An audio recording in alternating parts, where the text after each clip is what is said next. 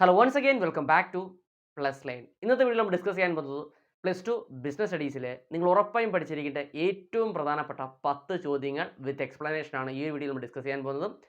അതിനുമുമ്പ് ഒരു കാര്യം പറയട്ടെ, +2 ബിസിനസ് സ്റ്റഡീസിന് നിങ്ങൾക്ക് A+ നേടാൻ പറ്റുന്ന ഏറ്റവും പ്രധാനപ്പെട്ട 25 ചോദ്യങ്ങളും അതുമായി ബന്ധപ്പെട്ട എല്ലാ ചാപ്റ്റേഴ്സിൻ്റെ എക്സ്പ്ലനേഷനും ഏറ്റവും സിമ്പിളായിട്ട് തന്നെ നമ്മൾ ചെയ്തിട്ടുണ്ട്. കാണാത്തവർക്ക് വേണ്ടി +2 ബിസിനസ് സ്റ്റഡീസിൻ്റെ പ്ലേലിസ്റ്റിൽ ഞാൻ വീഡിയോ ആഡ് ചെയ്തിട്ടുണ്ട്. അതുപോലെ തന്നെ ഡിസ്ക്രിപ്ഷനും കമൻറ്റ് ബോക്സിലും +2 ബിസിനസ് സ്റ്റഡീസിൻ്റെ ലിങ്ക് ഞാൻ കൊടുത്തിട്ടുണ്ട്. അപ്പോൾ വീഡിയോ കാണാത്തൊരു വീഡിയോ കാണുക. അപ്പോൾ ഈ ഒരു വീഡിയോ നമ്മൾ ഡിസ്കസ് ചെയ്യാൻ പോകുന്നത് നിങ്ങൾ ഉറപ്പായും പഠിച്ചിരിക്കേണ്ട ഏറ്റവും പ്രധാനപ്പെട്ട 10 ചോദ്യങ്ങൾ. ഓക്കെ, അപ്പോൾ വീഡിയോയിലേക്ക് പോകുന്നതിന് മുമ്പായി നമ്മുടെ ചാനൽ ഇതുവരെ സബ്സ്ക്രൈബ് ചെയ്ത സ്റ്റുഡൻസ് തീർച്ചയായും ചാനൽ സബ്സ്ക്രൈബ് ചെയ്യുക. കാരണം നിങ്ങളുടെ +2 എക്സാമിന് ആവശ്യമായിട്ടുള്ള എല്ലാ സബ്ജക്റ്റിൻ്റെയും most important questions, previous questions, 1 mark questions, live ക്ലാസ്സിലെ ചാപ്റ്റർ വൈസ് വീഡിയോസ് ഒക്കെ നിങ്ങളിലേക്ക് എത്തുന്നുണ്ട്. നിങ്ങൾ എന്ത് ചെയ്യുക, ചാനൽ സബ്സ്ക്രൈബ് ചെയ്യുക. വീഡിയോ കണ്ട ശേഷം നിങ്ങളുടെ അഭിപ്രായങ്ങൾ, നിങ്ങളുടെ സംശയങ്ങൾ നിങ്ങൾ കമൻറ്റ് രേഖപ്പെടുത്തുകയും ഈ ഒരു വീഡിയോ നിങ്ങൾക്ക് ഹെൽപ്ഫുൾ ആയിട്ടുണ്ടെങ്കിൽ നിങ്ങളുടെ ഫ്രണ്ട്സിലേക്ക് കൂടെ ഷെയർ ചെയ്യുക. നേരെ വീഡിയോയിലേക്ക്.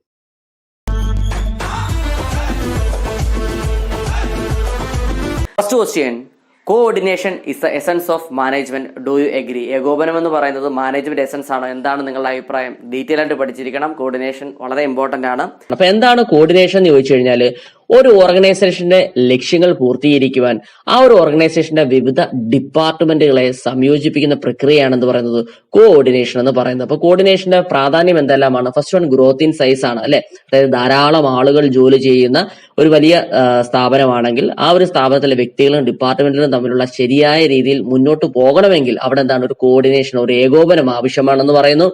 Second one, functional differentiation. അതായത് ഒരു ഓർഗനൈസേഷനിൽ വിവിധ ഡിപ്പാർട്ട്മെന്റുകളുണ്ട്, അല്ലെ? അപ്പൊ ആ വിവിധ ഡിപ്പാർട്ട്മെന്റുകൾക്കും അവരുടേതായിട്ടുള്ള ഒബ്ജക്റ്റീവ്സും പോളിസീസും ഉണ്ട്. അപ്പോൾ മാർക്കറ്റിംഗ് ഡിപ്പാർട്ട്മെന്റിന്റെ ഒബ്ജക്റ്റീവ്സും പോളിസീസും ആയിരിക്കത്തില്ല ഫൈനാൻസ് ഡിപ്പാർട്ട്മെന്റിൽ വരുന്നത്, അല്ലെ? അപ്പം ഓരോ ഡിപ്പാർട്ട്മെന്റ് അനുസരിച്ച് അതിൽ മാറ്റങ്ങളുണ്ട്. അപ്പം ഇവരുടെ ലക്ഷ്യങ്ങൾ ഒരുപോലെ കൊണ്ടുപോകണമെങ്കിൽ അവിടെ എന്താവശ്യമാണ്? കോഓർഡിനേഷൻ ആവശ്യമാണ്. തേർഡ് വൺ, സ്പെഷ്യലൈസേഷൻ ആണ്. അതായത് മോഡേൺ ബിസിനസ്സിൽ സ്പെഷ്യലിസ്റ്റ് ആയിട്ടുള്ളവരുടെ പ്രവർത്തനം ഒരു പ്രധാന പങ്ക് തന്നെ വഹിക്കുന്നുണ്ട്. ഇത്തരത്തിലുള്ള സ്പെഷ്യലിസ്റ്റ് ആൾക്കാരുടെ പ്രവർത്തനത്തെ ഏകീകരിക്കാൻ ഒരു സംവിധാനം ആവശ്യമാണ്. അതിനെയാണ് സ്പെഷ്യലൈസേഷൻ എന്ന് പറയുന്നത്. Second question, explain Henri Fayol's 14 principles of management. Henri ഫയോളിന്റെ 14 പ്രിൻസിപ്പിൾസും പഠിച്ചിരിക്കണം, ഇമ്പോർട്ടന്റ് ആണ്, ഒരുപാട് തവണ ചോദിച്ചിട്ടുള്ള ചോദ്യമാണ്. Henri Fayol 14 principles of management. First one, division of work. അതായത് ഓരോ വ്യക്തികളെയും അവരുടെ സ്കില്ല്, അവരുടെ എബിലിറ്റി, അവരുടെ ആപ്റ്റിറ്റ്യൂഡ്, ക്വാളിഫിക്കേഷൻ അനുസരിച്ച് അവർക്ക് വർക്ക് ഡിവൈഡ് ചെയ്ത് നൽകുന്നു. ഇതിനെയാണ് ഡിവിഷൻ ഓഫ് വർക്ക് എന്ന് പറയുന്നത്. Second one, authority and responsibility. Authority means right to give orders. അതായത് ഓർഡർ കൊടുക്കാനുള്ള അധികാരത്തിനെയാണ് അതോറിറ്റി എന്ന് പറയുന്നത്. അതോറിറ്റി ഇല്ലെങ്കിൽ മാനേജ്മെന്റിന് അവരുടെ ലക്ഷ്യം നേടുവാൻ സാധിക്കുകയില്ല. എന്നാൽ റെസ്പോൺസിബിലിറ്റി എന്നാൽ എന്താണ്? നമുക്ക് തന്നിരിക്കുന്ന ജോലി അത് നടപ്പാക്കുക എന്നതാണ് റെസ്പോൺസിബിലിറ്റി അല്ലെങ്കിൽ ഉത്തരവാദിത്തം എന്ന് പറയുന്നത്. തേർഡ് വൺ, ഡിസിപ്ലിൻ ആണ്. അതായത് ഒരു ഓർഗനൈസേഷന്റെ റൂൾസ്, അതുപോലെ തന്നെ പോളിസീസ്, അവരുടെ പ്രൊസീജിയേഴ്സ് എല്ലാം എല്ലാ എംപ്ലോയീസും ഫോളോ ചെയ്യേണ്ടതാണ്. അപ്പം ഡിസിപ്ലിൻ ഉള്ള സ്ഥാപനമാണെങ്കിൽ അവിടെ ഒരു ടീം സ്പിരിറ്റ് ഉണ്ടാക്കിയെടുക്കാനും അതുപോലെ തന്നെ അവരുടെ കോമൺ ആയിട്ടുള്ള ഒബ്ജക്റ്റീവ്, അതായത് പ്രോഫിറ്റ് അച്ചീവ് ചെയ്യാനും സാധിക്കുന്നു. Fourth one, unity of command. അതായത് ഒരു സമയത്ത് ഒരു വർക്കറിന് ഒരു സൂപ്പർവൈസർ മാത്രമേ ഉണ്ടാവുകയുള്ളൂ. അതുകൊണ്ട് തന്നെ ആ ഒരു സൂപ്പർവൈസറിൽ നിന്ന് മാത്രമായിരിക്കും ഓരോ വർക്കറും ഇൻസ്ട്രക്ഷൻസ് സ്വീകരിക്കേണ്ടത്. ഇതാണ് യൂണിറ്റി ഓഫ് കമാൻഡ് എന്ന് പറയുന്നത്. Next, unity of direction. ഇവിടെ എല്ലാവർക്കും എന്താണ്, പൊതുവായിട്ടുള്ള ലക്ഷ്യമാണ്, ഒരു കോമൺ ഒബ്ജക്റ്റീവ് ആണ് യൂണിറ്റി ഓഫ് ഡയറക്ഷനിൽ വരുന്നത്. അപ്പോൾ ഒരു കൂട്ടം ആൾക്കാർക്ക് ഒരു ഹെഡ്, അതായത് ഒരു സുപ്പീരിയർ എന്ന രീതിയിലാണ് യൂണിറ്റി ഓഫ് ഡയറക്ഷനിൽ ഉണ്ടാവുന്നത്. Okay, next, sixth point, subordination of individual interest to general interest. അതായത് വ്യക്തി താല്പര്യങ്ങളെക്കാൾ കൂടുതൽ പ്രാധാന്യം കൊടുക്കേണ്ടത് ആ സ്ഥാപനത്തിന്റെ ലക്ഷ്യം എന്താണോ അതിനാണ് കൂടുതൽ പ്രാധാന്യം നൽകേണ്ടത്. സെവൻത് വൺ, റെമ്യൂണറേഷൻ ആണ്. അതായത് തൊഴിലാളികൾക്ക് അവരുടെ ജോലിക്ക് അനുസരിച്ച് മാന്യമായിട്ടുള്ള ശമ്പളം നൽകുകയാണെങ്കിൽ അവർ സാറ്റിസ്ഫൈഡ് ആവുകയും മാനേജ്മെന്റുമായിട്ട് കൂടുതൽ കോപ്പറേറ്റ് ചെയ്യുകയൊക്കെ ചെയ്യും, അല്ലെ? അപ്പൊ ഇത് ഓരോ ലേബേഴ്സിന്റെയും ഓരോ തൊഴിലാളികളുടെയും എഫിഷ്യൻസി കൂട്ടുവാനും സാധിക്കുന്ന ഒന്നാണ്. Eighth one, centralisation. അതായത് മാനേജ്മെന്റ് പ്രധാനമായി രണ്ട് തരത്തിലുണ്ട്. ഒന്നുകിൽ സെൻട്രലൈസ്ഡ് മാനേജ്മെന്റ് ആയിരിക്കും, അല്ലെങ്കിൽ ഡീസെൻട്രലൈസ്ഡ് മാനേജ്മെന്റ് ആയിരിക്കും. അപ്പോൾ ടോപ്പ് ലെവൽ മാനേജ്മെന്റ് ആണ് അധികാരം മുഴുവൻ കൈവശപ്പെടുത്തിയിരിക്കുന്നതെങ്കിൽ അതിനെ സെൻട്രലൈസ്ഡ് മാനേജ്മെന്റ് എന്നും, എന്നാൽ അധികാരം ഡെലിഗേറ്റ് ചെയ്യുന്നുണ്ട് എങ്കിൽ, അതായത് അധികാരം ലോവർ ലെവലിലേക്ക് ട്രാൻസ്ഫർ ചെയ്യുന്നുണ്ടെങ്കിൽ അതിന് പറയുന്ന പേരാണ് ഡീസെൻട്രലൈസേഷൻ എന്നും പറയുന്നു. Ninth one, scalar chain. അതായത് unbroken line of authority from top level to lower level. Top ലെവലിൽ നിന്നും ലോവർ ലെവൽ വരെ ഒരു കണക്റ്റഡ് ചെയിൻ പോലെയാണ്. അപ്പോൾ ഇവിടെ സുപ്പീരിയർ ആരാണ് അല്ലെങ്കിൽ സബോർഡിനേറ്റ് ആരാണ് എന്ന വ്യക്തമായ ധാരണ എല്ലാവരിലും ഉണ്ടാകുന്നു. 10th one, order. അപ്പോൾ ഓർഡറിൽ പറയുന്നത് അറേഞ്ച്മെന്റ് ആണ്. അതായത് ശരിയായ ആൾക്കാരെ ശരിയായ സ്ഥാനത്ത് നിയമിക്കുക എന്നതാണ് ഓർഡർ കൊണ്ട് മെയിൻ ചെയ്യുന്നത്. 11th വൺ, ഇക്വിറ്റി ആണ്. എപ്പോഴും മാനേജ്മെന്റ് തൊഴിലാളികളോട് വളരെ ഫെയർ ആയിട്ട് വേണം പെരുമാറാൻ. അപ്പം അവരോട് നന്നായിട്ട് സംസാരിക്കുക, പെരുമാറുക തുടങ്ങിയ കാര്യങ്ങളാണ് ഇക്വിറ്റിയിൽ പറയുന്നത്. 12th point, stability of tenure of personal. അതായത് എപ്പോഴും മാനേജ്മെന്റ് ഓരോ വർക്കേഴ്സിന്റെയും മൈൻഡിൽ ഒരു സെക്യൂരിറ്റി ഫീലിങ്സ് മെയിൻറ്റെയിൻ ചെയ്യുക. അങ്ങനെ ആവുമ്പോൾ അവർ കൂടുതൽ എഫിഷ്യന്റ് ആവുകയും ബിസിനസിനെ സംബന്ധിച്ച് അത് ഒരു പോസിറ്റീവ് റിസൾട്ട് ആക്കിയെടുക്കാനും സാധിക്കുന്നു. 13th point, initiative. അതായത് ഒരു പ്ലാൻ പ്രിപ്പയർ ചെയ്ത് അത് നടപ്പിലാക്കുക എന്നതാണ് ഇനിഷ്യേറ്റീവ് എന്ന് പറയുന്നത്. അതായത് മുൻകൈ എടുക്കുക എന്ന് അർത്ഥമാക്കുന്നത് അല്ലെ. മാനേജ്മെന്റ് എപ്പോഴും എല്ലാ വർക്കേഴ്സിന്റെയും അവരുടേതായ ആശയങ്ങൾ ഷെയർ ചെയ്യാനും അത് ഡെവലപ്പ് ചെയ്യാനുള്ള അവസരങ്ങൾ നൽകുക. Last point, esprit de corps. Esprit de corps means union is strength. അതായത് തൊഴിലാളികൾക്കിടയിൽ ഒരു ടീം സ്പിരിറ്റ് ഉണ്ടാക്കിയെടുക്കുക എന്നതാണ് എസ്പിരിറ്റ് ഡീകോപ്സ് കൊണ്ട് മെയിൻ ചെയ്യുന്നത്. Third question, explain FW Taylor's principles of scientific management. FW Taylorന്റെ പ്രിൻസിപ്പിൾസ് ഓഫ് സയന്റിഫിക് മാനേജ്മെന്റും പഠിച്ചിരിക്കേണ്ടതാണ്. Important question. Principles of scientific management, അതായത് FW Taylorന്റെ സയന്റിഫിക് മാനേജ്മെന്റ് പ്രിൻസിപ്പിൾസ് എന്തൊക്കെയാണെന്ന് നോക്കാം. First point, science not rule of thumb. ഇപ്പൊ എന്താണ് റൂൾ ഓഫ് തമ്പ് എന്ന് അറിഞ്ഞിരിക്കണം. എന്താണ് റൂൾ ഓഫ് തമ്പ് എന്ന് പറയുന്നത്? അതായത് പരമ്പരാഗത രീതിക്ക് അനുസരിച്ച് തീരുമാനങ്ങൾ എടുക്കുന്നതിനെയാണ് റൂൾ ഓഫ് തമ്പ് എന്ന് പറയുന്നത്. അതായത് മാനേജർ തന്റെ മുൻ അനുഭവത്തെ അടിസ്ഥാനമാക്കി തീരുമാനങ്ങൾ എടുക്കുന്നു. അതിനെയാണ് റൂൾ ഓഫ് തമ്പ് എന്ന് പറയുന്നത്. റൂൾ ഓഫ് തമ്പ് എന്ന് പറയുന്നത് പരമ്പരാഗത രീതികളുടെ പ്രയോഗമാണ്. അല്ലെങ്കിൽ മാനേജർ തന്റെ മുൻ അനുഭവത്തെ അടിസ്ഥാനമാക്കി തീരുമാനങ്ങൾ എടുക്കുന്നു. അത്തരത്തിലുള്ള തീരുമാനങ്ങൾ ശാസ്ത്രീയമാണോ? ഒരിക്കലുമല്ല. സയൻസ് നോട്ട് റൂൾ ഓഫ് തമ്പിൽ ടേലർ പ്രസ്താവിക്കുന്നത് ഇങ്ങനെയാണ്: ഓരോ തീരുമാനങ്ങളും ഒരു സ്ഥാപനത്തിൽ നടത്തുമ്പോൾ ആ തീരുമാനങ്ങൾ ശാസ്ത്രീയവുമായിരിക്കണം, ഗവേഷണപരവുമായിരിക്കണം. അല്ലാതെ നമ്മുടെ മുൻ അനുഭവത്തെ അടിസ്ഥാനമാക്കി തീരുമാനങ്ങൾ എടുക്കാൻ പാടില്ല. Second point, harmony not discord. എന്താണ് ഹാർമണി നോട്ട് ഡിസ്കോർഡ് എന്ന് മീൻ ചെയ്യുന്നത്? ഒരു സ്ഥാപനത്തിൽ തൊഴിലാളികളും മാനേജ്മെന്റും തമ്മിൽ നല്ല സഹകരണം ഉണ്ടായിരിക്കണം. ഇവർ തമ്മിൽ പ്രശ്നങ്ങൾ ഉണ്ടാവുകയാണെങ്കിൽ അത് മാനേജ്മെന്റും പ്രയോജനമില്ല, തൊഴിലാളികൾക്കും പ്രയോജനമില്ല. അതുകൊണ്ട് ഇവർ തമ്മിൽ നല്ല സഹകരണത്തോടെ മുമ്പോട്ട് പോകണമെന്ന് പ്രിൻസിപ്പിൾസ് ഓഫ് സയന്റിഫിക് മാനേജ്മെന്റിൽ ടൈലർ പ്രസ്താവിക്കുന്നു. Fourth question, explain the various steps in planning process. പ്ലാനിങ്ങിന്റെ വിവിധ സ്റ്റെപ്പുകൾ എന്താണ്, അല്ലെങ്കിൽ പ്ലാനിങ്ങിന്റെ പ്രോസസ് എന്തെല്ലാമാണ് ഡീറ്റെയിൽ ആയിട്ട് പഠിച്ചിരിക്കണം. 8 മാർക്കിന് മുൻ വർഷങ്ങളിൽ ചോദിച്ചിട്ടുള്ള ചോദ്യമാണ്. First point, setting objectives. ലക്ഷ്യനിർണയം. അതായത് വ്യക്തമായ ലക്ഷ്യം തീരുമാനിക്കലാണ് പ്ലാനിങ്ങിന്റെ ആദ്യത്തെ പ്രോസസ് അല്ലെങ്കിൽ ആദ്യത്തെ സ്റ്റെപ്പ് എന്ന് പറയുന്നത്. പ്ലാനിങ് നടത്തുന്നത് തന്നെ സ്ഥാപനത്തിന്റെ ലക്ഷ്യപ്രാപ്തിക്ക് വേണ്ടിയാണ്. അപ്പൊ നമ്മുടെ ലക്ഷ്യം എന്താണോ അത് ആദ്യം സെറ്റ് ചെയ്യുക എന്നുള്ളതാണ് ഒന്നാമത്തെ step. Second point, developing premises. ആസൂത്രണ സങ്കല്പങ്ങൾ വികസിപ്പിക്കുക. മാനേജർ ഭാവിയിലെ കാര്യങ്ങൾ പ്ലാൻ ചെയ്യുന്നത് ചില നിഗമനങ്ങളുടെ അടിസ്ഥാനത്തിലാണ്. അപ്പോൾ ഇത്തരത്തിലുള്ള നിഗമനങ്ങളാണ് പ്ലാനിംഗ് പ്രെമിസസ് എന്ന് പറയുന്നത്. ഭാവിയിൽ ഓരോ സംഭവങ്ങൾ എങ്ങനെ രൂപം കൊള്ളാൻ സാധ്യതയുണ്ട് എന്ന ഏകദേശ ധാരണകളെയാണ് ആസൂത്രണ സങ്കല്പങ്ങൾ എന്ന് പറയുന്നത്. ഈ സങ്കല്പങ്ങൾക്കനുസരിച്ച് പ്ലാനിങ് നടത്തുന്നു. Third point, identifying alternative courses of action. അതായത് നമ്മൾ ഒബ്ജക്റ്റീവ് സെറ്റ് ചെയ്ത് കഴിഞ്ഞു, പ്രെമിസസ് ഡെവലപ്പ് ചെയ്യുന്നു. ഇതിനുശേഷം പ്രശ്നപരിഹാരത്തിന് ലഭ്യമായ മാർഗങ്ങൾ എന്തൊക്കെയാണ് അത് കണ്ടെത്തുകയും വിവരശേഖരണം നടത്തുകയുമാണ് അടുത്ത സ്റ്റെപ്പ് എന്ന് പറയുന്നത്. അതാണ് identifying alternative course of action. Fourth point, evaluating alternative courses. നമ്മുടെ സ്ഥാപനത്തിന് പ്രയോജനപരമായ മാർഗങ്ങൾ കണ്ടെത്തി കഴിഞ്ഞാൽ അടുത്ത സ്റ്റെപ്പ് എന്ന് പറയുന്നത് അവയുടെ വിലയിരുത്തലാണ്. ഇങ്ങനെ വിലയിരുത്തൽ നടത്തുമ്പോൾ അതിന്റെ ശരിതെറ്റുകൾ പരിശോധിക്കുകയും ലക്ഷ്യപ്രാപ്തി കൈവരിക്കാനും സാധിക്കുന്നു. Fifth point, selecting an alternative. ഉത്തമമായ മാർഗം തിരഞ്ഞെടുക്കൽ. അതായത് നമ്മുടെ സ്ഥാപനത്തിന് യോജിച്ചത് തിരഞ്ഞെടുക്കുന്നു. നമ്മുടെ സ്ഥാപനത്തിന് ശരിയായ മാർഗം ഏതാണോ അത് തിരഞ്ഞെടുക്കുകയാണ് ഫിഫ്ത്ത് സ്റ്റെപ്പിലൂടെ. Sixth point, implementing the plan. അതായത് പ്ലാനിങ് ഇംപ്ലിമെന്റ് ചെയ്യുകയും മാനേജേഴ്സ് തൊഴിലാളികളോട് പ്ലാനിങ്ങിനെ കുറിച്ച് പറയുകയും അതനുസരിച്ച് പ്രവർത്തനം തുടങ്ങാൻ വേണ്ടിയുള്ള നിർദ്ദേശം നൽകുകയും ചെയ്യുന്നത് എവിടെയാണ്? Implementing the plan. അതായത് പ്ലാൻ അവിടെ നടപ്പിലാക്കുകയാണ്. Last step, follow up action. തുടർ നടപടികൾ. പ്ലാനിങ് ഒരു തുടർ പ്രക്രിയയാണ്, ഒരു കണ്ടിന്യൂസ് പ്രോസസ്സാണ്. അതുകൊണ്ട് തന്നെ മാനേജേഴ്സ് പ്ലാൻ ചെയ്തതുപോലെയാണോ പ്രവർത്തനങ്ങൾ നടക്കുന്നതെന്ന് നിരീക്ഷിക്കുകയും വേണം. Fifth question, explain training methods. Training methods എന്തെല്ലാമാണെന്ന് ഡീറ്റെയിൽഡ് ആയിട്ട് പഠിച്ചിരിക്കണം. അതായത് on the job method, off the job method വളരെ ഡീറ്റെയിൽ ആയിട്ട് പഠിച്ചിരിക്കണം. 8 മാർക്കിന് മുൻ വർഷങ്ങളിൽ ചോദിച്ച ചോദ്യമാണ്. അതുപോലെ തന്നെ ഇമ്പോർട്ടന്റ് ആണ് explain the sources of recruitment. Recruitment source എന്തെല്ലാമാണ്, ഇന്റേണൽ സോഴ്സ്, എക്സ്റ്റേണൽ സോഴ്സ് എല്ലാം വളരെ ഡീറ്റെയിൽ ആയിട്ട് പഠിച്ചിരിക്കേണ്ടതാണ്. 8 മാർക്കിന് മുൻ വർഷങ്ങളിൽ ചോദിച്ചിട്ടുള്ള ചോദ്യമാണ്. റിക്രൂട്ട്മെന്റ്. എന്താണ് റിക്രൂട്ട്മെന്റ്? അതായത് ഒരു സ്ഥാപനത്തിലെ ജോലിക്ക് ആവശ്യമായ ജീവനക്കാരെ കണ്ടെത്തുകയും ജോലിക്ക് അപേക്ഷിക്കുവാൻ അവരെ പ്രേരിപ്പിക്കുകയും ചെയ്യുന്നതിനെയാണ് റിക്രൂട്ട്മെന്റ് എന്ന് പറയുന്നത്. ഓക്കെ, അപ്പോൾ പ്രധാനമായി 2 തരത്തിലാണ് റിക്രൂട്ട്മെന്റ് ഉള്ളത്. ഒന്നുകിൽ ഇന്റേണൽ സോഴ്സ് ആയിരിക്കും, അല്ലെങ്കിൽ എക്സ്റ്റേണൽ സോഴ്സ് ആയിരിക്കും. ഓക്കെ, അപ്പം എന്താണ് ഇന്റേണൽ സോഴ്സ് എന്ന് പറയുന്നത്? അതായത് ഒരു സ്ഥാപനത്തിനകത്ത് നിന്ന് തന്നെ നമുക്ക് ആവശ്യമായ ആളുകളെ കണ്ടെത്തുക എന്നതാണ് ഇന്റേണൽ സോഴ്സ് ഓഫ് റിക്രൂട്ട്മെന്റ് കൊണ്ട് ഉദ്ദേശിക്കുന്നത്. അതായത് പ്രമോഷന്, ട്രാൻസ്ഫർ തുടങ്ങിയ കാര്യങ്ങളാണ് ഇന്റേണൽ സോഴ്സ് ഓഫ് റിക്രൂട്ട്മെന്റിൽ ഉൾക്കൊള്ളുന്നത്. ഓക്കെ, നെക്സ്റ്റ് നമുക്ക് പഠിക്കാനുള്ളത് എക്സ്റ്റേണൽ സോഴ്സ്. എക്സ്റ്റേണൽ സോഴ്സിന് ആ പേര് കേൾക്കുമ്പോൾ തന്നെ നമുക്ക് മനസ്സിലാവുന്നുണ്ടല്ലോ. അതായത് ഒരു സ്ഥാപനത്തിന് പുറത്തു നിന്നും നമുക്ക് ആവശ്യമായ ആളുകളെ കണ്ടെത്തുന്നതിനെയാണ് എക്സ്റ്റേണൽ സോഴ്സ് അല്ലെങ്കിൽ എക്സ്റ്റേണൽ സോഴ്സ് ഓഫ് റിക്രൂട്ട്മെന്റ് എന്ന് പറയുന്നത്.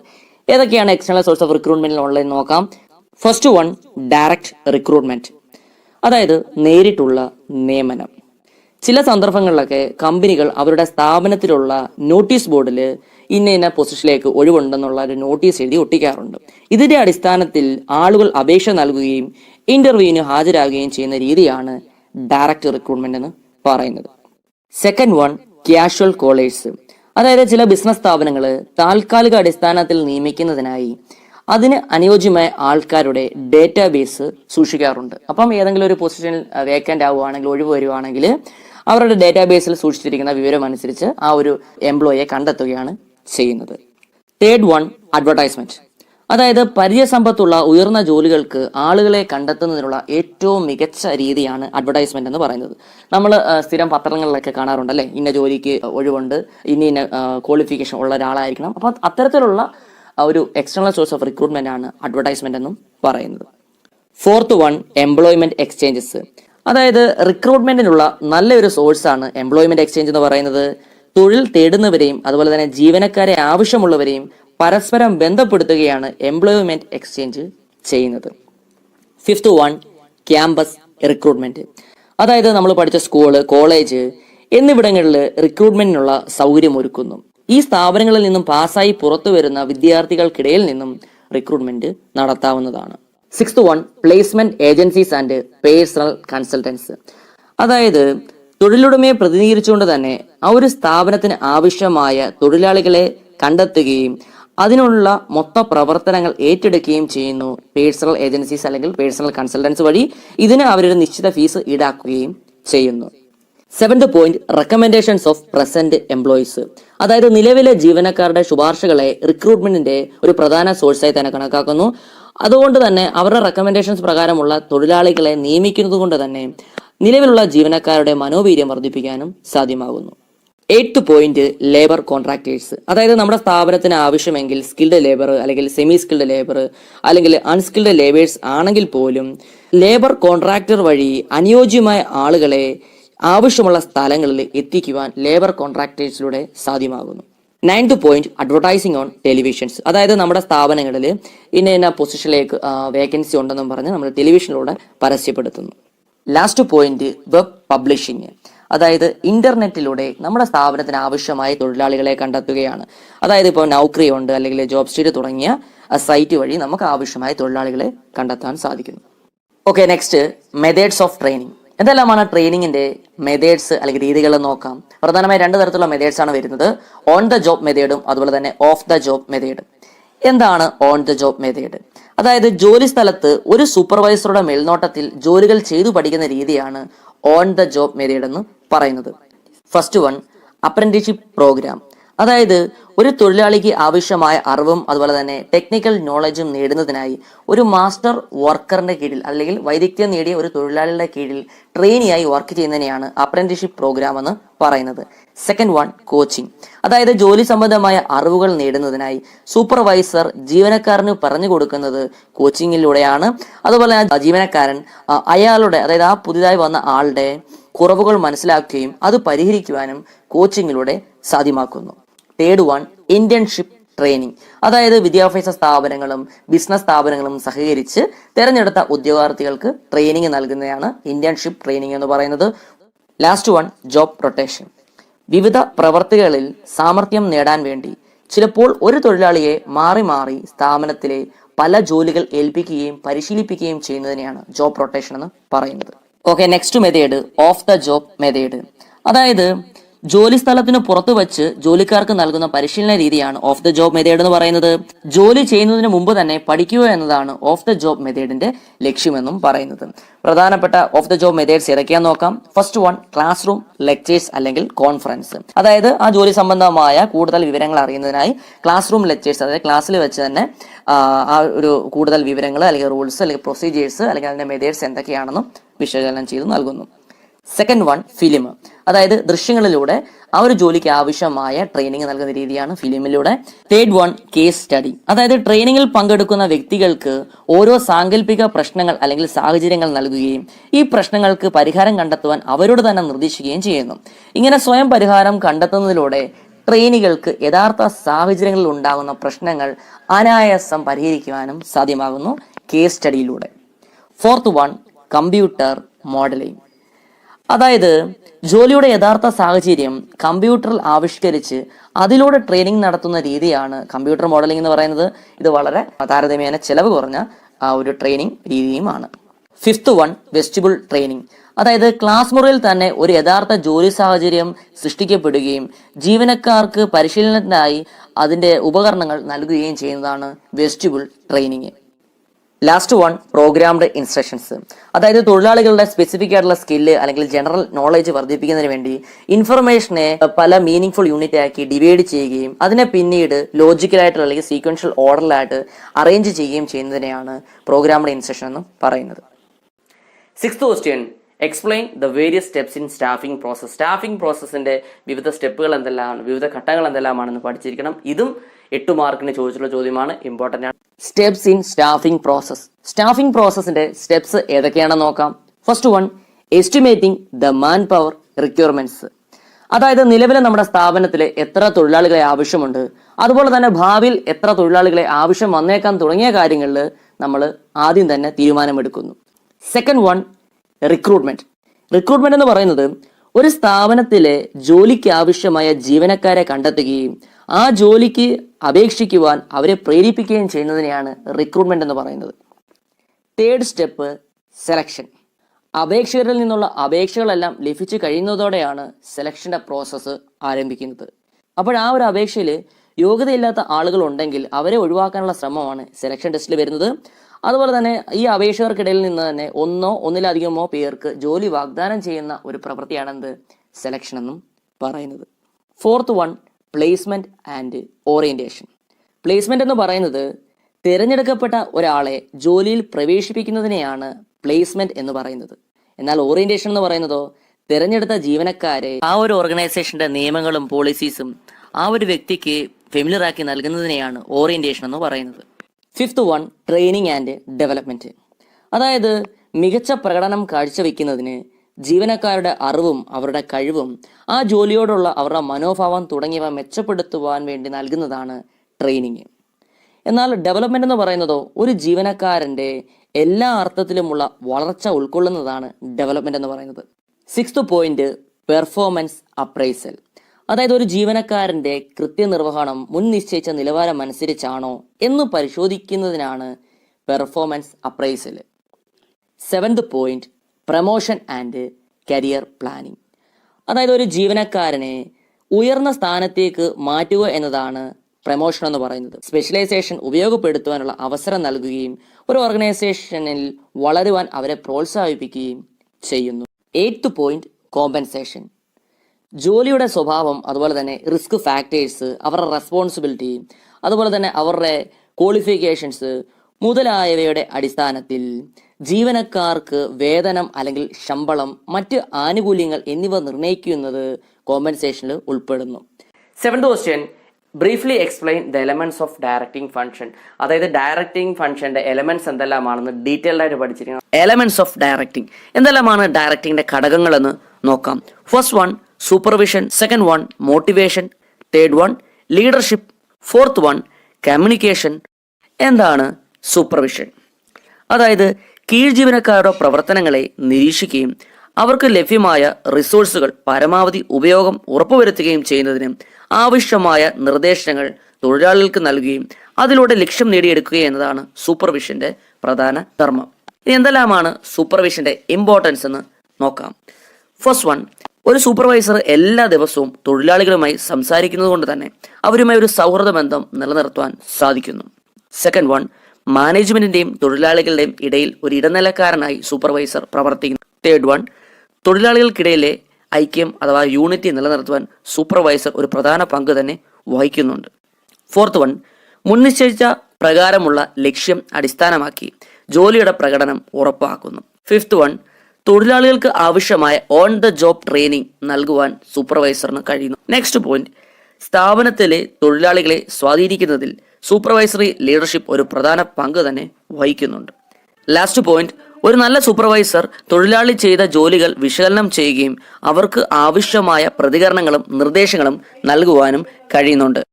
Okay, next motivation. എന്താണ് മോട്ടിവേഷൻ അല്ലെങ്കിൽ പ്രചോദനം എന്ന് പറയുന്നത്? അതായത് ഒരു വ്യക്തിയെ ഒരു പ്രവൃത്തി ചെയ്തതിന് പ്രേരിപ്പിക്കുകയോ അല്ലെങ്കിൽ പ്രോത്സാഹിപ്പിക്കുകയോ ചെയ്യുന്ന പ്രക്രിയയാണ് എന്ത്? മോട്ടിവേഷൻ എന്ന് പറയുന്നത്. മോട്ടിവേഷന്റെ പ്രാധാന്യം എന്തെല്ലാമാണെന്ന് നോക്കാം. ഫസ്റ്റ് വൺ, തൊഴിലാളികളുടെയും അതുപോലെ തന്നെ സ്ഥാപനത്തിൻ്റെയും പ്രകടന നിലവാരം മെച്ചപ്പെടുത്തുവാൻ മോട്ടിവേഷനിലൂടെ സാധ്യമാകുന്നു. സെക്കൻഡ് വൺ, മോട്ടിവേഷനിലൂടെ ഒരാളുടെ പലതരത്തിലുള്ള ചിന്തകളെ അല്ലെങ്കിൽ ഡിഫറൻ്റ് ആയിട്ടുള്ള ആറ്റിറ്റ്യൂഡിനെ ശരിയായ രീതിയിലേക്ക് നയിക്കുവാൻ സാധ്യമാകുന്നു. തേർഡ് വൺ, തൊഴിലാളികളുടെ പിരിഞ്ഞുപോക്ക് തടയുവാനും മോട്ടിവേഷനിലൂടെ സാധ്യമാകുന്നു. ഫോർത്ത് വൺ, മോട്ടിവേഷൻ എന്ന് പറയുന്നത് ഹാജരില്ലായ്മ കുറയ്ക്കുവാൻ സഹായിക്കുന്ന ഒന്നാകുന്നു. ഫിഫ്ത്ത് വൺ, തൊഴിലാളികളിൽ നിന്നുള്ള എതിർപ്പിനെ കുറയ്ക്കുവാനും മോട്ടിവേഷനിലൂടെ സാധ്യമാകുന്നു. Okay, next leadership. എന്താണ് ലീഡർഷിപ്പ് അല്ലെങ്കിൽ നേതൃത്വം എന്ന് പറയുന്നത്? അതായത് ആത്മവിശ്വാസത്തോടെയും ആവേശത്തോടെയും ജോലി ചെയ്യാൻ കീഴ് ജീവനക്കാരെ പ്രേരിപ്പിക്കുന്ന ഒരു കലയാണെന്ത്? നേതൃത്വം അല്ലെങ്കിൽ ലീഡർഷിപ്പ് എന്ന് പറയുന്നത്. What are the importance of leadership? First one, leadership എപ്പോഴും അനുയായികളെ സ്വാധീനിക്കുകയും ആ ഒരു സ്ഥാപനത്തിന്റെ വിജയത്തിനായി സംഭാവനകൾ നൽകുവാൻ മറ്റുള്ളവരെ പ്രേരിപ്പിക്കുകയും ചെയ്യുന്ന ഒന്നാണ്. സെക്കൻഡ് വൺ, ഒരു ലീഡർ എപ്പോഴും അദ്ദേഹത്തിന്റെ അനുയായികളുമായി ഒരു നല്ല ആത്മബന്ധം പുലർത്തുന്ന ആളായിരിക്കും. തേർഡ് വൺ, സ്ഥാപനത്തിന്റെ അനിവാര്യമായ മാറ്റങ്ങൾ കൊണ്ടുവരുവാൻ ഒരു നല്ല ലീഡർഷിപ്പ് ആവശ്യമാണ്.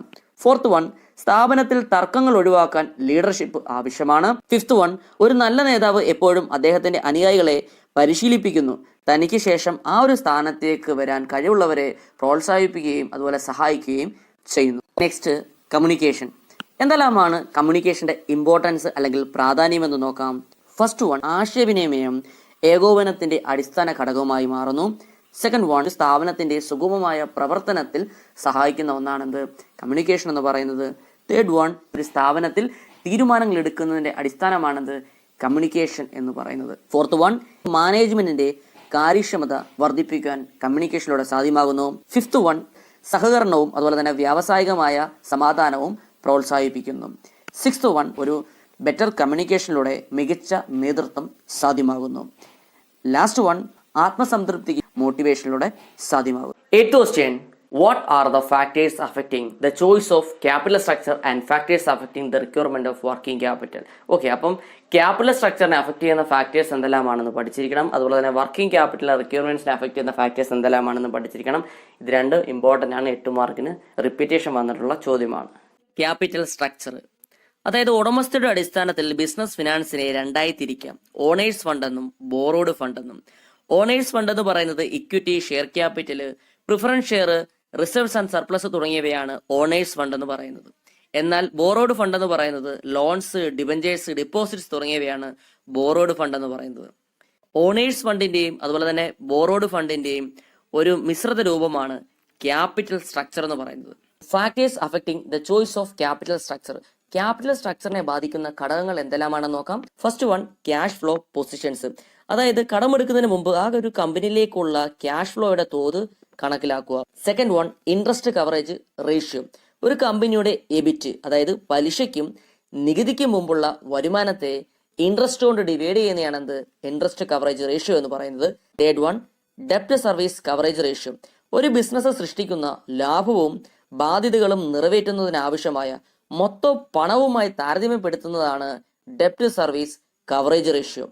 Fourth one, return on investment. അതായത് നിക്ഷേപത്തിൽ നിന്നും ലഭിച്ച തുകയാണെന്ത്? റിട്ടേൺ ഓൺ ഇൻവെസ്റ്റ്മെന്റ് എന്ന് പറയുന്നത്. ഫിഫ്ത്ത് വൺ, കോസ്റ്റ് ഓഫ് ഡെപ്റ്റ്. അതായത് പലിശ നിരക്ക് കുറവാണെങ്കിൽ ഒരു കമ്പനിക്ക് കൂടുതൽ കടം ഉപയോഗിക്കാൻ കഴിയുന്നു. Sixth one, tax rate. കടത്തിന്റെ പലിശ കിഴിവുള്ള ചെലവാണ്. ഉയർന്ന നികുതി നിരക്ക് കടത്തെ താരതമ്യേന വില കുറഞ്ഞതും ആക്കുന്നു. 7th one, cost of equity. Equity share holders അവരുടെ റിസ്ക് എടുക്കുന്നതനുസരിച്ചുള്ള ഉയർന്ന വരുമാനവും പ്രതീക്ഷിക്കുന്നു. 8th one, flotation cost. അതായത് ഫണ്ട് സമാഹരിക്കുന്നതിനുള്ള തുകയാണ് ഫ്ലോട്ടേഷൻ കോസ്റ്റ് എന്ന് പറയുന്നത്. പരസ്യ ചെലവും ബ്രോക്കറേജും കമ്മീഷനും എല്ലാം ഉൾക്കൊള്ളുന്നതാണ് flotation cost. 9th one, risk consideration. അതായത് ഒരു ബിസിനസ്സിന് സാമ്പത്തിക നഷ്ടസാധ്യത ഉണ്ടാകുന്നു. 10th one, flexibility. കൂടുതൽ കടം വാങ്ങുന്നത് ഓർഗനൈസേഷന്റെ ഫ്ലെക്സിബിലിറ്റി കുറയ്ക്കുന്നു. 11th point, control. അതായത് കടം ഒരു സ്ഥാപനത്തില് നിയന്ത്രണം കുറയ്ക്കുന്നതിന് കാരണമാകുന്നില്ല. 12th point, regulatory framework. അതായത് വിവിധ സോഴ്സിൽ നിന്നും ഫണ്ട് കളക്ട് ചെയ്യുന്നത് റൂൾസ് പ്രകാരമാണ്. അതായത് സെബിയുടെ മാനദണ്ഡങ്ങൾക്ക് വിധേയമായിട്ടാണ് ഫണ്ട് കളക്ട് ചെയ്യുന്നത്. 13th point, stock market conditions. അതായത് ഇക്വിറ്റി ഷെയർ ഇഷ്യൂ ചെയ്യുന്നതിന് ബുള്ളിഷ് പീരീഡ് എപ്പോഴും അനുകൂലമാണ്, എന്നാൽ അതേസമയം ബെയറിഷ് പീരീഡോ അനുയോജ്യവും അല്ല. Last point, capital structure of other companies. അതായത് ഒരേ വ്യവസായത്തിലെ മറ്റു കമ്പനികളുടെ കടവും അതുപോലെ ഇക്വിറ്റി അനുപാതവും ഒരു പ്രധാന മാർഗനിർദ്ദേശം ആണ്. നെക്സ്റ്റ് നമുക്ക് പഠിക്കാനുള്ളത് factors affecting the working capital requirements. Working capital റിക്വയർമെന്റ്സിന്റെ അഫക്റ്റ് ചെയ്യുന്ന ഘടകങ്ങൾ ഏതെല്ലാമാണെന്ന് നോക്കാം. First one, nature of business. അതായത് ഒരു ബിസിനസിന്റെ സ്വഭാവവും രൂപവും അതിന്റെ വർക്കിംഗ് ക്യാപിറ്റലിനെ സ്വാധീനിക്കുന്ന ഒന്നാണ്. ഒരു നിർമ്മാണ സ്ഥാപനത്തെ അപേക്ഷിച്ച് കച്ചവട സ്ഥാപനങ്ങൾക്ക് പൊതുവെ വർക്കിംഗ് ക്യാപിറ്റൽ കുറവായിരിക്കും. Second one, scale of operations. സാധാരണയായി വൻകിട സംരംഭങ്ങൾക്ക് ഉയർന്ന വർക്കിംഗ് ക്യാപിറ്റൽ നിലനിർത്തേണ്ടതായിട്ട് ഉണ്ട്. Third one, business cycle. അതായത് ഒരു ബിസിനസ്സിൻ്റെ ബൂം പീരീഡിൽ അതിൻ്റെ ഉൽപ്പാദനവും വിൽപ്പനയും വലുതായിരിക്കും. അതിനാൽ തന്നെ വർക്കിംഗ് ക്യാപിറ്റലിൽ ഒരു വലിയ തുക തന്നെ ആവശ്യമാണ്. Fourth one, seasonal factors. അതായത് സീസൺ അനുസരിച്ച് വസ്തുക്കൾ ഉൽപ്പാദിപ്പിക്കുകയും വിൽക്കുകയും ചെയ്യുന്ന വ്യവസായങ്ങൾക്ക് ആ കാലയളവിലെ വലിയ വർക്കിംഗ് ക്യാപിറ്റൽ ആവശ്യമാണ്. Fifth one, production cycle. അതായത് റോ മെറ്റീരിയൽസിനെ പ്രോഡക്റ്റുകളാക്കി മാറ്റുന്നതിന് വേണ്ട സമയത്തെയാണ് പ്രൊഡക്ഷൻ സൈക്കിൾ എന്ന് പറയുന്നത്. ലോങ് പ്രൊഡക്ഷൻ സൈക്കിൾ ആവശ്യമുള്ള ബിസിനസ് സംരംഭത്തിന് കൂടുതൽ വർക്കിംഗ് ക്യാപിറ്റലും ആവശ്യമാണ്. Sixth point, credit allowed. അതായത് ഡിഫറെൻറ്റ് ഫോംസ് ഓഫ് ബിസിനസ് അവരുടെ കസ്റ്റമേഴ്സിന് പലതരത്തിലുള്ള ക്രെഡിറ്റ് സൗകര്യങ്ങൾ ഒരുക്കുന്നു. Seventh point, credit availed. അതായത് ഒരു ബിസിനസ്സിന് അതിൻ്റെ വിതരണക്കാരിൽ നിന്നും അല്ലെങ്കിൽ സപ്ലൈസിൽ നിന്നും ചരക്കുകൾക്കായി ക്രെഡിറ്റ് സൗകര്യം ലഭിക്കുകയാണെങ്കിൽ അവരുടെ വർക്കിംഗ് ക്യാപിറ്റലിൻ്റെ ആവശ്യകത കുറവായിരിക്കും. Eighth point, operating efficiency. പണം, അതുപോലെ തന്നെ കടക്കാർ, അതുപോലെ തന്നെ ഇൻവെൻട്രികൾ എന്നിവ കാര്യക്ഷമമായി കൈകാര്യം ചെയ്യുന്നുവെങ്കിൽ വർക്കിംഗ് ക്യാപിറ്റലിൻ്റെ ആവശ്യകതയും കുറയ്ക്കുവാൻ കഴിയുന്നു. Ninth point, availability of raw materials. അതായത് റോ മെറ്റീരിയൽസ് ഒരു കുറവുമില്ലാതെ പതിവായി ലഭ്യമാവുന്നുണ്ടെങ്കിൽ വർക്കിംഗ് ക്യാപിറ്റൽ കുറവായിരിക്കും. 10th point, growth prospect. ഒരു സ്ഥാപനം അതിവേഗം വളരുകയാണെങ്കിൽ ഉയർന്ന പ്രൊഡക്ഷനും സെയിൽസും നേരിടാൻ വലിയ വർക്കിംഗ് ക്യാപിറ്റലും ആവശ്യമായി വരുന്നു. 11th point, level of competition. Competition ഉയർന്നതാണെങ്കിൽ കൂടുതൽ സ്റ്റോക്ക് വിപണിയിൽ എത്തിക്കേണ്ടി വരുന്നു. അതുപോലെ തന്നെ വർക്കിംഗ് ക്യാപിറ്റലിൻ്റെ ആവശ്യകത വർദ്ധിപ്പിക്കുകയും ചെയ്യുന്നു. Last point, inflation. അതായത് പണപ്പെരുപ്പം. ഉൽപ്പാദനത്തിൻ്റെയും വിൽപ്പനയുടെയും സ്ഥിരമായ അളവ് നിലനിർത്തുന്നതിന് ഇൻഫ്ലേഷൻ സമയത്ത്, അതായത് വിലക്കയറ്റ സമയത്ത് വലിയ വർക്കിംഗ് ക്യാപിറ്റൽ ആവശ്യമായി വരുന്നു. Next 9th question, explain marketing mix. എന്താണ് മാർക്കറ്റിംഗ് മിക്സ് അല്ലെങ്കിൽ എക്സ്പ്ലെയിൻ 4 P's ഓഫ് മാർക്കറ്റിംഗ് എന്നൊക്കെ ചോദിക്കാറുണ്ട്. നന്നായിട്ട് പഠിച്ചിരിക്കണം, ഷുവർ ക്വസ്റ്റ്യൻ ആണ്. മാർക്കറ്റിംഗ് മിക്സ് ഒരു ബിസിനസ്സിന്റെ ലക്ഷ്യം നേടിയെടുക്കുവാൻ മാർക്കറ്റിംഗിൽ ഉപയോഗിക്കുന്ന ഒരു കൂട്ടം ടൂൾസ് ആണ് മാർക്കറ്റിംഗ് മിക്സ് എന്ന് പറയുന്നത്. ഒരു ബിസിനസ്സിന്റെ ലക്ഷ്യം നേടിയെടുക്കുവാൻ മാർക്കറ്റിംഗിൽ ഉപയോഗിക്കുന്ന ഒരു കൂട്ടം മാർക്കറ്റിംഗ് ടൂൾസ് ആണ് മാർക്കറ്റിംഗ് മിക്സ് എന്ന് പറയുന്നത്. അതായത് പ്രോഡക്റ്റ്, പ്രൈസ്, പ്ലേസ്, പ്രൊമോഷൻ തുടങ്ങിയവയാണ് മാർക്കറ്റിംഗ് ടൂൾസ്. ഇവയെ പൊതുവായി 4 P's ഓഫ് മാർക്കറ്റിംഗ് എന്നാണ് അറിയപ്പെടുന്നത്. ഓക്കെ, ഇപ്പോൾ ഫസ്റ്റ് വണ് പ്രോഡക്റ്റ്. പ്രോഡക്റ്റ് എന്ന് പറയുന്നത് ഗുഡ്സോ സർവീസോ എന്തുമാകാം. അതായത് ഒരു നിശ്ചിത വിലയുള്ള എന്ത് സാധനവും മാർക്കറ്റിൽ സെയിലിനായി, അതായത് വിൽപ്പനയ്ക്കായി വച്ചിരിക്കുന്ന സാധനങ്ങളോ സേവനങ്ങളോ എന്തുമാകാം, അതിനെ നമുക്ക് പ്രോഡക്റ്റ് എന്ന് പറയാം. Second one, price. പ്രൈസ് എന്ന് പറയുന്നത് ഒരു സാധനം നമുക്ക് സ്വന്തമാക്കണമെങ്കിൽ ആ ഒരു പർട്ടിക്കുലർ പ്രോഡക്റ്റിന് നമ്മൾ നൽകേണ്ട പണം എത്രയാണോ അതായിരിക്കും ആ ഒരു പ്രോഡക്റ്റിൻ്റെ പ്രൈസ് എന്ന് പറയുന്നത്. അതുമാത്രമല്ല നമ്മൾ പ്രൈസ് എപ്പോഴും ഫിക്സ് ചെയ്യുന്ന എന്തിൻ്റെ അടിസ്ഥാനത്തിലായിരിക്കും, ആ ഒരു പ്രോഡക്റ്റിൻ്റെ ഫിനിഷ്ഡ് രൂപത്തിലേക്ക് എത്തുമ്പോൾ നമുക്ക് എന്തുമാത്രം എക്സ്പെൻസ് അതിൻ്റെ പിന്നിലുണ്ടായിട്ടുണ്ട് അതനുസരിച്ചായിരിക്കും നമ്മൾ പ്രൈസ് ഡിറ്റർമൈൻ ചെയ്യുന്നത്. അതുപോലെ തന്നെ ആ ഒരു പ്രോഡക്റ്റിൻ്റെ കോമ്പറ്റീറ്റേഴ്സ് ആരാണ്, അപ്പം അവരെത്ര രൂപയ്ക്കാണ് ഒരു പ്രോഡക്റ്റ് വിൽക്കുന്നത്, അപ്പോൾ അതെല്ലാം പരിഗണിച്ചായിരിക്കും നമ്മളൊരു പ്രോഡക്റ്റിൻ്റെ പ്രൈസ് ഫിക്സ് ചെയ്യുന്നത്. തേർഡ് വൺ, പ്ലേസ് അല്ലെങ്കിൽ ഫിസിക്കൽ ഡിസ്ട്രിബ്യൂഷൻ എന്ന് പറയുന്നത് എന്താണ്? ഒരു പ്രോഡക്റ്റ് ഏതെങ്കിലും ഒരു പർട്ടിക്കുലർ ഏരിയയിൽ പ്രൊഡ്യൂസ് ചെയ്തതിന് ശേഷം എവിടെയുള്ള ആൾക്കാർ അല്ലെങ്കിൽ നമ്മുടെ ടാർഗറ്റ് കസ്റ്റമേഴ്സ് എവിടെയാണോ അവരിലേക്ക് ആ ഒരു പ്രോഡക്റ്റ് എത്തിക്കുക എന്നുള്ളത് പ്ലേസ് എന്നൊരു മാർക്കറ്റിംഗ് ടൂൾ ഉപയോഗിച്ചുകൊണ്ട് ആണ്. Last one, promotion.